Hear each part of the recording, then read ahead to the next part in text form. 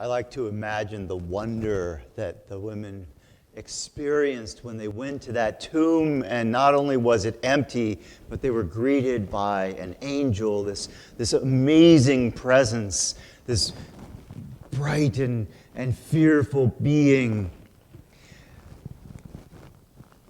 Those moments of wonder that we experience in life can be life-giving. They are so important to us. And the story of the resurrection is probably the most powerful of them. I like to think about the different ways that we experience wonder and the different ways that we encounter the sacred in life and in the world around us. The sacred, the beauty of creation, the beauty of another person, the wonder of love, the sacredness of life. Now, some of you may remember, some of you may have seen, I think it was probably like 2007 when this movie came out. There was a really fun movie called Oh Brother, Where Art Thou? Did anyone see that? Yeah. Wonderful, wonderful movie. And in that movie, there is a scene that evokes the kind of wonder that I'm talking about. There's probably several scenes in the movie, but this particular one, these three escaped convicts are in the woods. All right, they're in the woods, and I think they were just finishing a meal of gopher. I'm not positive. I might be mixing up different parts of the story, but that's about the level at which they were existing at this point. And this wonderful, ethereal singing comes through the woods. It comes echoing through the woods.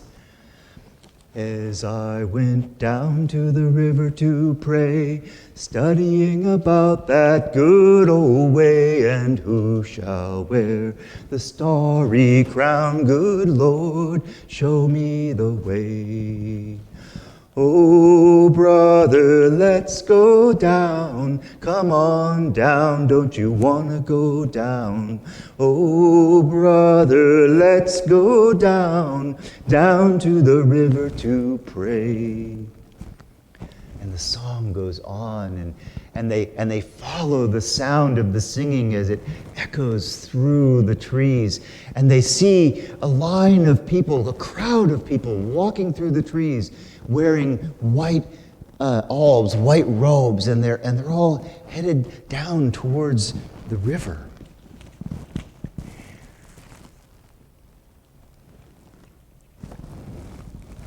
There have been, I'm really grateful to say that there have been many times in my own life when I've experienced a sense of wonder like that. That wonder that the movie conveys so beautifully.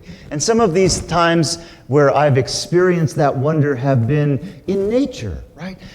Maybe it's have you been to the Grand Canyon? Have you looked out across the Grand Canyon? Or have you stood on a peak and looked out across mountain after mountain after mountain and realized how huge God's creation is? Or have you, I had this one really fun experience when I was in high school. I marched in a drum and bugle corps, which is sort of a fancy version of a marching band. And we did these field shows where we would play this rousing, loud music and the drums would be playing, and we would form these formations on the field. And the formations would sort of emphasize the drama of the music.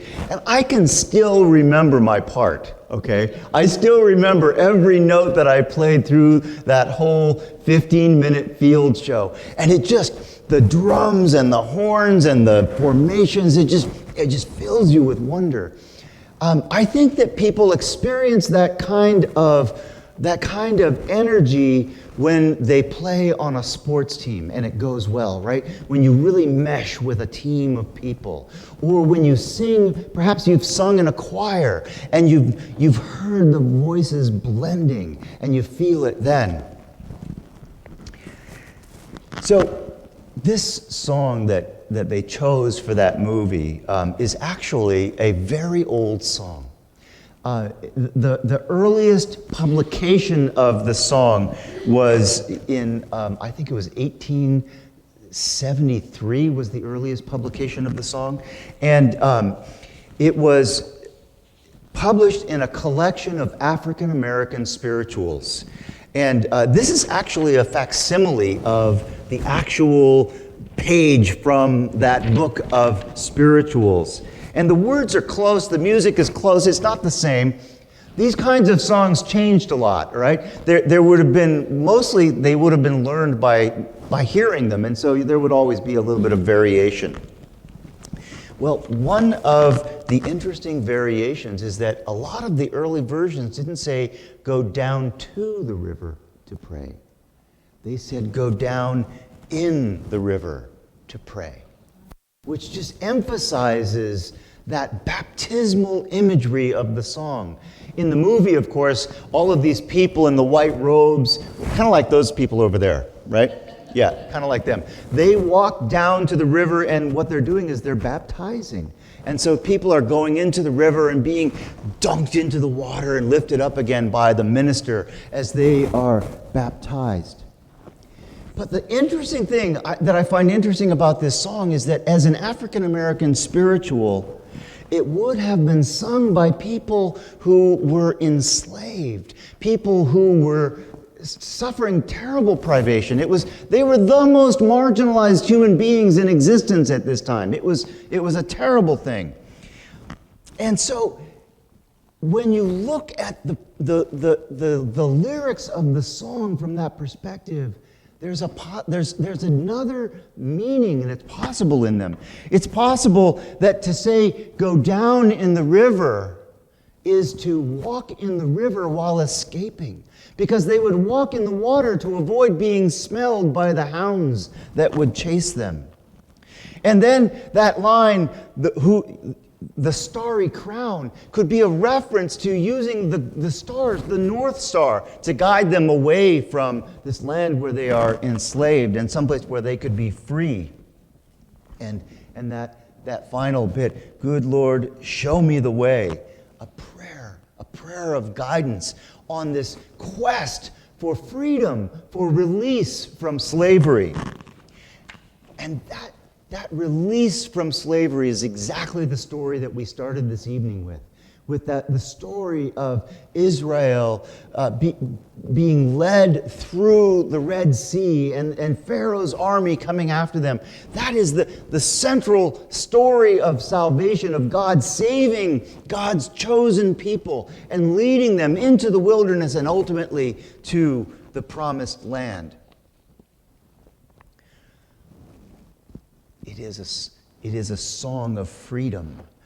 It is a story of freedom. The stories that we heard and the songs that we sang add together and weave together into this story of salvation that forms the salvation history of the Old and the New Testaments. Today we're going to have a baptism. Asacia is going to be baptized. And the way that we do that in our tradition is that we say a covenant together. We make promises to God together. And that covenant is a way of leading us together to be in a place where we can be open to that wonder of seeing the image of God in someone else, that wonder of recognizing the presence of God with us in community. And one of the things that we will say together is, will you seek and serve Christ in all persons, loving your neighbor as yourself? It's a restatement of that law, that restatement of the law that Jesus gave, right? That you should love one another as he has loved you. These promises that we make in the baptismal covenant lead us to a life that opens us to wonder, that opens us to seeing the presence of God.